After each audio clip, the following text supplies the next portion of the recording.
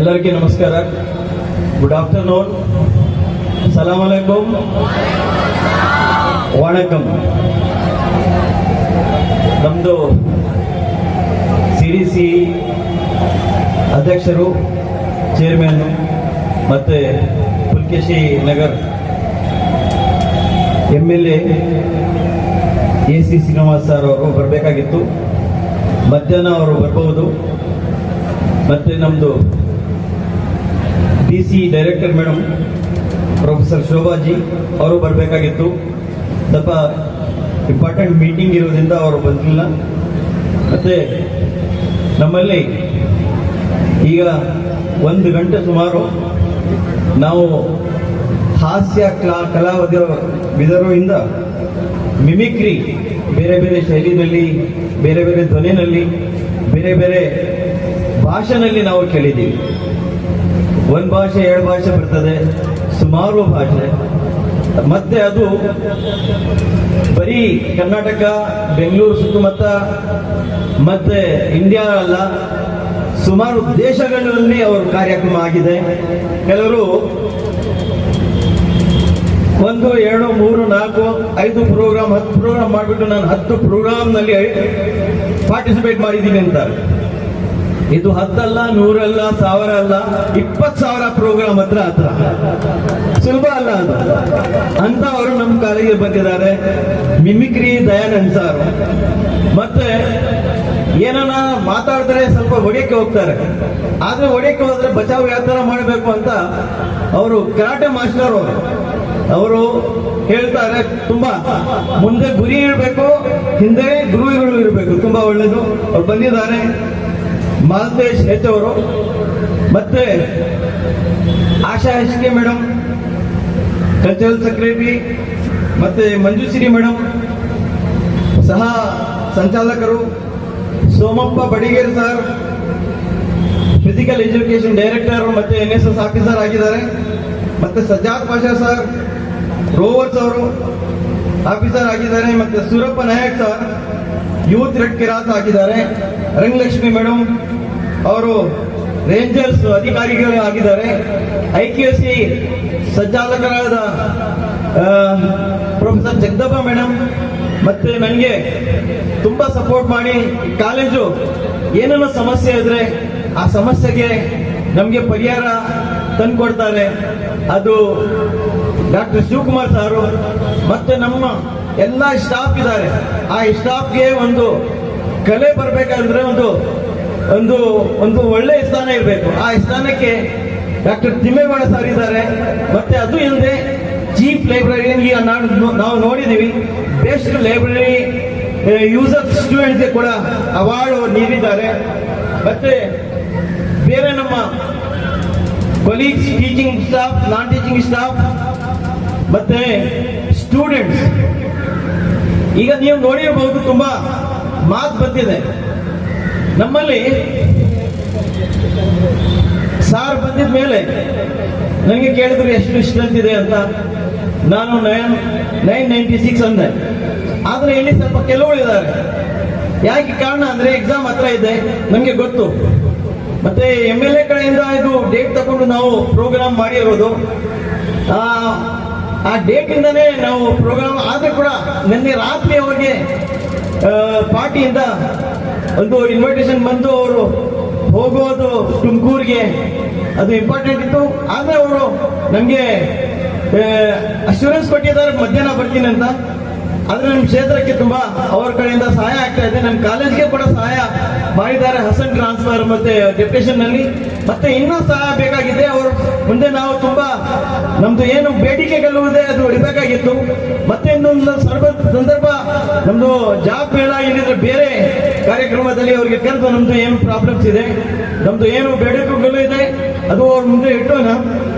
ಈಗ ಮಿಮಿಕ್ರಿ ಬಗ್ಗೆ ತುಂಬಾ ಮಾತಾಡುತ್ತಾ ಅವರು ಮಾ ಬಗ್ಗೆ ಕೂಡ ಹೇಳಿದ್ರು, ತಾಯಿ ಬಗ್ಗೆ ಕೂಡ ಹೇಳಿದ್ರು. ತಂದೆ ತಾಯಿಯಿಂದ ನಾವು ಯಶಸ್ವಿ ಆಗಿ ಮುಂದೆ ಬರೋಕ್ಕೆ ಆಗುತ್ತೆ. ಮೊನ್ನೆ ತಿಮ್ಮೇಗೌಡ ಸರ್ ಒಂದು ಸ್ಪೀಚ್ ನಲ್ಲಿ ಹೇಳ್ತಾ ಇದ್ರು, ಅಲ್ಲಿ ಗಂಗಾ ನದಿನಲ್ಲಿ ಒಂದು ಬೋಟ್ ಮುಳುಗೋಗಿ ತುಂಬಾ ಜನ ಸಾವು ಆದ್ರು, ತುಂಬಾ ಜನ. ಆದ್ರೆ ಕೂಡ ಒಂದು ದೃಶ್ಯ ನಮ್ಗೆ ತುಂಬಾ ಇಂಪಾರ್ಟೆಂಟ್ ಆಗಿತ್ತು. ಅದರಲ್ಲಿ ಒಂದು ತಾಯಿ ಒಂದು ಮಗುಗೆ ಬಿಡ್ತಾ ಇರ್ಲಿಲ್ಲ. ಯಾಕಂದ್ರೆ ಅದು ಪ್ರೀತಿ. ನಾವು ತಾಯಿಗೆ ನಾವು ಗೌರವ ಕೊಡೋದಿಲ್ಲ. ಆ ತಾಯಿ ತಂದೆ ಸ್ಥಾನ ಆದ್ಮೇಲೆ ಮುಖ್ಯ ಸ್ಥಾನ ಯಾರ್ದು ಅಂದ್ರೆ ಟೀಚರ್ಸ್ ಸ್ಥಾನ. ನೋಡಿ, ಆ ತಾಯಿ ತಂದೆ ಬಗ್ಗೆ ನಾವು ಗೌರವ ಕೊಡದೇ ಇದ್ರೆ ನಮ್ಮ ಮಕ್ಕಳು ನಮ್ಗೆ ಗೌರವ ಕೊಡೋದಿಲ್ಲ. ಯಾಕಂದ್ರೆ ಈ ಜನರೇಷನ್ ಫೋನ್ ಜನರೇಷನ್ ಆಗ್ಬಿಟ್ಟಿದೆ.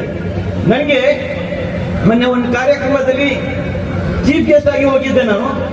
ಅಲ್ಲಿ ಕನ್ನಡ ಮೀಡಿಯಾ ಕೂಡ ಬಂದಿದ್ರು. ಅಲ್ಲಿ ನನಗೆ ಕೇಳಿದ್ರು, ಸರ್ ಯೂತ್ಗೆ ಏನು ನೀವು ಹೇಳಕ್ಕೆ ಇಷ್ಟಪಡ್ತಾ ಇದ್ದೀರಾ ಅಂತ. ನಾನು ಹೇಳಿದೆ, ಈ ಗಾಯ ನೋಡ್ತಾ ಇದ್ದೀರಾ, ಈ ಗಾಯ ಯಾಕೆ ಆಗಿದೆ ಅಂದ್ರೆ ಇದು ಮೈದಾನದಲ್ಲಿ ಆಗಿರೋದು. गिरते हैं शहसवार ही मैदान जंग में वो तिप्र क्या गिरे जो घुटनों के बल चले. ಆ ತರ ನಾನು ಉತ್ತರ ಕೊಟ್ಟು ಮೈದಾನದಲ್ಲಿ ಬಂದ್ರೆ ಈ ಗಾಯ ಆಗುತ್ತೆ. ಈ ಗಾಯ ಆಗೋದು ತುಂಬಾ ಒಳ್ಳೇದು. ಆದ್ರೆ ಈ ಜನರೇಷನ್ಗೆ ಗಾಯ ಯಾವ್ದು ಮಾಡ್ತಾ ಇದೆ ಅಂದ್ರೆ ಅದು ಯಾವ್ದು ಇಲ್ಲ, ಇದು ಯಾವ್ದೋ ಸ್ಮಾರ್ಟ್ ಫೋನ್. ಯಾಕಂದ್ರೆ ಈ ಫೋನ್ ಇಂದ ನಾವು ಬೆಳಗ್ಗೆಯಿಂದ ಸಾಯಂಕಾಲ ಯಾವ ತರ ಮುಳುಗು ಇರ್ತೀವಿ ಅಂದ್ರೆ ಏನು ನಮ್ಗೆ ತಂದೆದು ನಮ್ಗೆ ವಯಸ್ಸು ಕೇಳಿಸೋದಿಲ್ಲ, ತಾಯಿಗೂ ಕೇಳಿಸೋದಿಲ್ಲ. ತಮ್ಮ ಏನ್ ಹೇಳ್ತಾ ಇದ್ದಾನೆ, ಅಕ್ಕ ಏನ್ ಹೇಳ್ತಾ ಇದ್ದಾರೆ, ಬೇರೆಯವ್ರು ಏನ್ ಹೇಳ್ತಾ ಇದ್ದಾರೆ, ಟೀಚರ್ಸ್ ಏನ್ ಹೇಳ್ತಾ ಇದ್ದಾರೆ, ಏನೂ ಕೇಳೋದಿಲ್ಲ. ಅಷ್ಟು ಅದರಲ್ಲಿ ಇನ್ವಾಲ್ವ್ ಆಗಿ ಅದು ಗಾಯ ಮಾಡುತ್ತೆ ಅಲ್ಲ, ಕಣ್ಗೆ ಮತ್ತೆ ಕಿಡ್ನಿಗೆ, ಹಾರ್ಟ್ಗೆ ಮತ್ತೆ ಬಾಡಿಗೆ ಗಾಯ ಆಗುತ್ತೆ. ಆ ಗಾಯದಿಂದ ಈ ಗಾಯ ಉತ್ತಮ ಅಂತ ನಾನು ಹೇಳಿದೆ. ಆ ತರ ಆಗಿತ್ತು. ಹಾಗೆ ನೋಡಿ, ಆ ತಾಯಿ ಬಗ್ಗೆ ನಾನು ಒಂದು ಪೊಯೆಟ್ರಿ ಬರೆದಿದ್ದೆ. ಮಾನೆ ಚಿಮಟಾಕೆ ಸೀನೆ ಸೆ ಅಪ್ನೆ. ಅಲ್ಲಿ ತಾಯಿ ಡೆತ್ ಆಯ್ತಲ್ಲ, ಮಗುಗೆ ಕೂಡ ತಕೊಂಡು ಅದರ ಬಗ್ಗೆ ಮಾನೆ ಚಿಮಟಾಕೆ ಸೀನೆ ಸೆ ಅಪ್ನೆ डूब कर ये दरस दिया हमको साथ मरते हैं साथ जीते हैं. ಇಲ್ಲಿ ಸಾಥ್ ಮರೋದು ಸಾಥ್ ಜೀಯೋದು ಬೇರೆಯವರು ಬೇರೆ ಕಲ್ಪನೆ ಮಾಡ್ತಾರೆ. ನಾವು ಸಾಥ್ ಜೀವನ, ಈಗ ನಾನು ಅಷ್ಟೇನ್ ಮೇಲೆ ಕೂತ್ಕೊಂಡು ನೋಡ್ತಾ ಇದ್ದೆ, ಕೈನಲ್ಲಿ ಕೈ ಹಾಕೊಂಡು ಸಾಥ್ ಮರೋದು, ಸಾಥ್ ಮರಂಗೆ ಸಾಥ್ ಜಿಯಂಗೆ ಅಂತ. ಆ ಸಾಥ್ ಅಲ್ಲ, ಈ ಸಾಥ್ ನೋಡಿ, ಇದು ಪ್ರಾಕ್ಟಿಕಲ್ ಸಾಥ್. ಇದು ಸಾಥ್ ಮರ್ತೆ हैं साथ जीते हैं, शाद माँ जिंदगी का रस दिया हमको, शाद माँ जिंदगी का रस दिया. ಏನು ಚಪ್ಪಾಳೆನೇ ಇಲ್ಲ. ಇಂಥ ಬೇಕಾಗಿಲ್ಲ ನಿಮ್ಗೆ ಬೇಕಾಗಿರೋದು ಏನಂದ್ರೆ दिल से निकली हुई बातों में असर होता है. इश्क जब सच्चा हो तो रंग भी गहरा होता है. ನಮಗೆ ಗೊತ್ತು ಇದರಲ್ಲಿ ಸ್ವೀಟ್ನೆಸ್ ಇರೋದು, ಅದರಲ್ಲಿ ಇಲ್ಲ ಅಲ್ಲ. ತಾಯಿ ಕತೆ, ಅದು ತಂದೆ ಕತೆ, ಅದು ಟೀಚರ್ಸ್ ಕತೆ, ಇದು ಹೃದಯ ಕತೆ. ಅದಕ್ಕೆ ಅಲ್ಲ ಆ ತರ ನೋಡಿ. ಮತ್ತೆ ನಾವು ಜೀವನ ಮಾಡ್ತೀವಿ, ಎಲ್ಲರೂ ಜೀವನ ಮಾಡ್ತಾರೆ. ಮಧ್ಯಪ್ರದೇಶದಲ್ಲಿ ಒಂದು ಊರಿನಲ್ಲಿ ಒಂದು ಹುಡುಗ ಜೀವನ ಮಾಡ್ತಾ ಇದ್ದ. ಅವನ ಜೀವನ ಯಾವ ತರ ಚೇಂಜ್ ಆಗುತ್ತೆ, ಇದರ ಬಗ್ಗೆ ದಿ ಲಾಂಗ್ ಸ್ಟೋರಿ ಅಂತ ಒಂದು ಏನು ಮ್ಯಾಗಜಿನ್ ನಲ್ಲಿ ಕೂಡ ಬಂದಿತ್ತು. ಮತ್ತೆ ಅವ್ರ ಬಗ್ಗೆ ಒಂದು ಫಿಲ್ಮ್ ಕೂಡ ಆಗಿತ್ತು. ಆ ಫಿಲ್ಮ್ಗೆ ಆಸ್ಕರ್ ಅವಾರ್ಡ್ ಕೂಡ ಸಿಕ್ಕಿತ್ತು. ಮಧ್ಯಪ್ರದೇಶದಿಂದ ಒಂದು ಹುಡುಗ ಒಂದು ಅಣ್ಣನ ಜೊತೆ ಹೋಗ್ತಾನೆ. ಆದ್ರೆ ರೈಲ್ವೆ ಸ್ಟೇಷನ್ ನಲ್ಲಿ ಅಣ್ಣ ಮಿಸ್ ಆಗ್ಬಿಡ್ತಾನೆ. ಇವ್ರು ಒಂದು ಟ್ರೈನ್ ನಲ್ಲಿ ಕೂತ್ಕೊಳ್ತಾನೆ. ಕೂತ್ಕೊಟ್ಟು ಇವ್ನಿಗೆ ನಿದ್ದೆ ಬಂದ್ಬಿಡ್ತದೆ. ಅವನು ಎದ್ದಿದ ಮೇಲೆ ಅವನಿಗೆ ಕಾಣಿಸುತ್ತೆ 200 ಚಿಲ್ಲರೆ ಕಿಲೋಮೀಟರ್ ಅವನು ಬಂದ್ಬಿಟ್ಟಿದ್ದಾನೆ. ಅದು ಲಾಸ್ಟ್ ಸ್ಟಾಪ್ ಟ್ರೈನ್. ಅದು ಯಾವುದೇ ಇಲ್ಲ, ಕೋಲ್ಕತ್ತಾ. ಅಲ್ಲಿ ಬಂದು ಇಳಿತಾನೆ. ಯಾರಿಗೆ ಪರಿಚಯ ಇಲ್ಲ, ಯಾರು ಸಣ್ಣ ಹುಡುಗ. ಆಮೇಲೆ ಯಾರು ಒಂದು NGO ಅವರು ಇಟ್ಕೊಂಡು ಹೋಗಿ ಅವ್ರಿಗೆ ಅವರು ಸಂಸ್ಥೆನಲ್ಲಿ ಇಟ್ಕೊಂಡಿರ್ತಾರೆ. ಅಲ್ಲಿ ಬೇರೆ ಬೇರೆ ದೇಶದಿಂದ, ಬೇರೆ ಬೇರೆ ಸ್ಟೇಟ್ನಿಂದ, ರಾಜ್ಯದಿಂದ ಜನ ಬರ್ತಾರೆ. ಯಾರನ್ನ ಮಕ್ಕಳು ಇದ್ರೆ ನಾವು ಸಾಕೊಳ್ತೀವಿ. ಯಾಕೆ ಮಕ್ಕಳು ಅಂದ್ರೆ ಕೂಡ ಒಂದು ಒಳ್ಳೆ ಇದು ಎಂದು ನಾವು ಪ್ರೈಸ್ ಅಂತೀವಿ ಜೀವನದಲ್ಲಿ. ಗಾಡಿಂದ ಒಂದು ಪ್ರೈಸ್ ಗಿಫ್ಟ್ ಅದು ಮಕ್ಕಳಿಗೆ. ಮಕ್ಕಳು ಯಾಕೆ ಸಿಕ್ಕಿದ್ರೆ ತಂದೆ ತಾಯಿಗೆ ಅದು ಕೂಡ ಗಿಫ್ಟ್. ಕೆಲವ್ರಿಗೆ ಮಕ್ಕಳು ಆಗೋದಿಲ್ಲ, ಆ ಗಿಫ್ಟ್ ಸಿಗೋದಿಲ್ಲ. ಅವ್ರು ಏನ್ ಮಾಡ್ತಾರೆ, ಅಡಾಪ್ಟ್ ಮಾಡ್ಕೊಳ್ಳೋಣ ಅಂತ ಹೋಗ್ತಾರೆ. ಆ ಒಂದು ಹುಡುಗ ಅದು ಊರಿಂದ ಬಂದಿದ್ದು, ಯಾರಿಗೆ ಅವನಿಗೆ ಅಡ್ರೆಸ್ ಗೊತ್ತಿಲ್ಲ, ಹೆಸರು ಗೊತ್ತಿಲ್ಲ, ಮತ್ತೆ ಅವ್ರು ತಗೊಂಡು ಹೋಗಿ ಅವ್ರು ಸಾಕೊಳ್ತಾರೆ. ಅವರು ಆಸ್ಟ್ರೇಲಿಯಾ, ಅವರು ಫಾರಿನರ್ಸ್, ಆಸ್ಟ್ರೇಲಿಯಾಗೆ ಹೋಗ್ತಾನೆ. ಅಲ್ಲಿ ಶ್ರೀಮಂತರು, ಅವರು ತುಂಬಾ ಅವನಿಗೆ ರಿಚ್ ಫ್ಯಾಮಿಲಿ ಸಿಕ್ಕುತ್ತೆ, ರಿಚ್ ಕಲ್ಚರ್ ಸಿಕ್ಕುತ್ತೆ, ಒಳ್ಳೆ ಒಳ್ಳೆ ಬಟ್ಟೆ, ಒಳ್ಳೆ ಒಳ್ಳೆ ಊಟ, ಒಳ್ಳೆ ಒಳ್ಳೆ ವಾತಾವರಣ, ಒಳ್ಳೆ ಒಳ್ಳೆ ಬಂಗ್ಲೆ, ಕಾರು, ಆ ತರ ಅವನಿಗೆ ಸಿಚುವೇಶನ್ ಎನ್ವೈರನ್ಮೆಂಟ್ ಸಿಕ್ಕುತ್ತೆ. ಅವರು 21 ಇಯರ್ಸ್ ಆಗ್ತಾನೆ. ನಂತರ ಅವನಿಗೆ ಯೋಚನೆ ಬರ್ತದೆ, ನಮ್ಗೆ ಇಲ್ಲಿ ತುಂಬಾ ಸವಲತ್ತುಗಳು ಇದೆ, ಒಳ್ಳೆ ಕಾರ್ ಇದೆ, ಒಳ್ಳೆ ಮನೆ ಇದೆ, ಒಳ್ಳೆ ಎನ್ವೈರನ್ಮೆಂಟ್ ಇದೆ, ಒಳ್ಳೆ ಊಟ ಇದೆ, ಒಳ್ಳೆ ಬಟ್ಟೆ ಇದೆ. ನಾನು ಬೇರೆ ಬೇರೆ ದೇಶಗಳಲ್ಲಿ ಸುತ್ತಾಡ್ತಾ ಇದ್ದೀನಿ, ನೋಡ್ತಾ ಇದ್ದೀನಿ, ನಂಗೆ ಆ ತರ ಜೀವನ ಇದೆ. ಆದ್ರೆ ಒಂದು ನಂಗೆ ಕಮ್ಮಿ ಆಗಿದೆ. ನನ್ನ ಅದೃಷ್ಟದಲ್ಲಿ ನನ್ನ ತಾಯಿಗೆ ನಮ್ ನೋಡಕ್ಕೆ ಆಗ್ತಾ ಇಲ್ಲ. ಆದ್ರೆ ಅವನಿಗೆ ನೆನಪು ಆಗ್ತದೆ, ಏನಂದ್ರೆ ನನ್ನ ಊರು ಯಾರು ಅಂತ ಗೂಗಲ್ ನಲ್ಲಿ ಸರ್ಚ್ ಮಾಡಕ್ಕೆ ಸ್ಟಾರ್ಟ್ ಮಾಡ್ತಾನೆ. ಅವನ್ 1 ವರ್ಷ ಸರ್ಚ್ ಮಾಡಕ್ಕೆ ಪ್ರಯತ್ನ ಪಡ್ತಾನೆ, ಸಿಗ್ಲಿಲ್ಲ. 2 ಇಯರ್ಸ್ ಆಗುತ್ತೆ, 3 ಇಯರ್ಸ್ ಆಗುತ್ತೆ. ಆಮೇಲೆ ನಂತರ ಅವನಿಗೆ ಜ್ಞಾಪಕ ಬರ್ತದೆ, ಗೂಗಲ್ ನಲ್ಲಿ ಸರ್ಚ್ ಮಾಡ್ತಾ ಮಾಡ್ತಾ 3 ಇಯರ್ಸ್ ಕಂಟಿನ್ಯೂಸ್ ಸರ್ಚ್ ಮಾಡಿ ಆ ಊರ್ ಅವ್ರಿಗೆ ಪತ್ತೆ ಆಗುತ್ತೆ. ನಂತರ ಅವ್ರಿಗೆ ಸಾಕೊಂಡು ಇರ್ತಾರಲ್ಲ, ಅವ್ರಿಗೆ ಹೇಳಿ ಆ ಊರಿಗೆ ಹೋಗ್ತಾನೆ. ಆ ಊರಿಗೆ ಹೋಗಿ ಯಾರೋ ಇವ್ಗೆ ಪರಿಚಯ ಇಲ್ಲ, ಯಾಕಂದ್ರೆ ಇವನು ಬಿಟ್ಟು ಹೋಗಿ 25 ವರ್ಷ ಆಗಿದೆ. 25 ವರ್ಷ ನಂತರ ಯಾರು ಅವನಿಗೆ ಪರಿಚಯ ಇಲ್ಲ. ಆಮೇಲೆ ತುಂಬಾ ಕಷ್ಟದಿಂದ ಅವನ ಮನೆಗೆ ಹೋಗ್ತಾನೆ, ತಾಯಿಗೆ ಅವನು ಸಿಗ್ತಾನೆ. ತಾಯಿ ಇವನು ತಾಯಿಗೆ ನೋಡ್ತಾನೆ. ಆವಾಗ ಆ ಪ್ರೀತಿ ಬೆಳೀತದೆ, ಹುಟ್ಟುತ್ತದೆ. ಆ ಪ್ರೀತಿ ಕಣ್ಣಿಂದ ತೋರಿಸುತ್ತೆ. ಆ ಪ್ರೀತಿ ಕಣ್ಣಿಂದ ಯಾವ ತರ ತೋರಿಸುತ್ತೆ ಅಂದ್ರೆ ಕಣ್ಣೀರು, ಇಬ್ರು ಕಣ್ಣೀರು, 4 ಕಣ್ಣು ಅವ್ರದ್ದು, ಇಬ್ರು ಇವ್ರದ್ದು 4 ಕಣ್ಣಲ್ಲಿ ಕೂಡ ನೀರು ಬರ್ತಾ ಇತ್ತು. ಈ ವಾತಾವರಣ, ಈ ತರ ಸಿಚುವೇಶನ್ ತಂದೆ ತಾಯಿದು, ಅವ್ ಮತ್ತೆ ತಾಯಿ ಮಗಂದು. ಆ ತರ ನಾವು ತಾಯಿಗೆ ಏನ್ ಮಾಡ್ತೀವಿ ಅಂದ್ರೆ ಮರ್ತೋಗ್ತೀವಿ. ಶೇಕ್ಸ್ಪಿಯರ್ ಸ್ಟೋರೀಸ್ ಗೊತ್ತಿದೆ, ಮೊಹಬ್ಬತ್ ಮೇ ಹಮ್ ಅಂಧೆ ಹೋ ಜಾತೆ ಹೈ.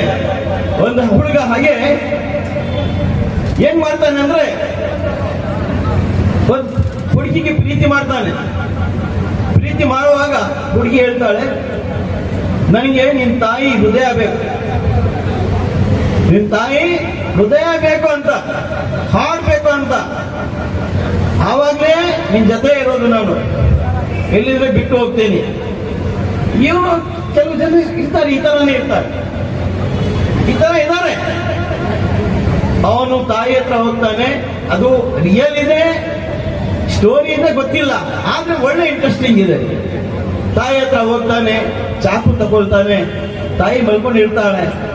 ಅದು ಹೃದಯಕ್ಕೆ ಚಾಕು ಹಾಕಿ ಹೃದಯ ತಗೊಂಡು ಒಂದು ತಟ್ಟೆನಲ್ಲಿ ಇಟ್ಕೊಂಡು ಓಡ್ಕೊಂಡು ಬರ್ತಾನೆ. ಈಗ ನನ್ನ ಪ್ರೀತಿ ನನ್ಗೆ ಸಿಕ್ಕುತ್ತೆ, ಈಗ ನನ್ನ ಪ್ರೀತಿ ನನ್ನಿಂದ ದೂರ ಹೋಗೋದಿಲ್ಲ, ಈಗ ಸಿಕ್ಬಿಡ್ತದೆ ಅಂತ. ಬರ್ತಾವಾಗ ಫಾಸ್ಟ್ ಬರ್ತಾ ಇದ್ದ ಅವನು ಈ ಯೋಚನೆಯಲ್ಲಿ. ಒಂದು ಇದು ಟೋಕರ್ ಆಗುತ್ತೆ, ಅವನು ಕೆಳಗಡೆ ಬೀಳ್ತಾನೆ. ಮತ್ತೆ ಆ ಹೃದಯ ಕೂಡ ಕೆಳಗಡೆ ಬೀಳುತ್ತೆ.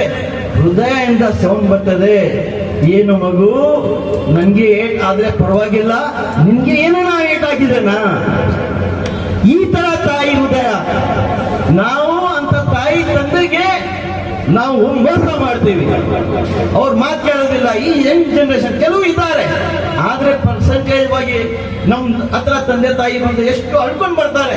ಸರ್, ನಮ್ಗೆ ಏನಕ್ಕೆ ದೇವರು ಈ ಮಕ್ಕಳು ಕೊಟ್ಟಿದ್ದಾರೆ ಗೊತ್ತಿಲ್ಲ, ಈ ತರ ನಮ್ಗೆ ಸತಾಯಿಸ್ತಾ ಇದ್ದಾರೆ, ನಮ್ಗೆ ಮಾತು ಕೇಳೋದಿಲ್ಲ, ನಮ್ಮ ಮಾತಿಂದ ಏನು, ನಮ್ಮ ಮಾತಿಗೆ ಬೆಲೆನೇ ಕೊಡೋದಿಲ್ಲ. ಅದೇ ತರ ಜನರೇಷನ್ ಆಗ್ಬಿಟ್ಟಿದೆ. ಇಂಥ ಜನರೇಷನ್ಗೆ ನನ್ನ ಸಂದೇಶ ಏನಂದ್ರೆ, ಈ ಸ್ಟೇಜ್ ಮೂಲಕ ನಾವು ಫಸ್ಟ್ ತಂದೆ ತಾಯಿಗೆ ರೆಸ್ಪೆಕ್ಟ್ ಕೊಡ್ಬೇಕಾಗಿದೆ, ನಂತರ ಟೀಚರ್ಸ್ಗೆ ರೆಸ್ಪೆಕ್ಟ್ ಕೊಡ್ಬೇಕಾಗಿದೆ. ಆವಾಗಲೇ ನಾವು ಮುಂದೆ ಬರಕ್ಕೆ ಸಾಧ್ಯ.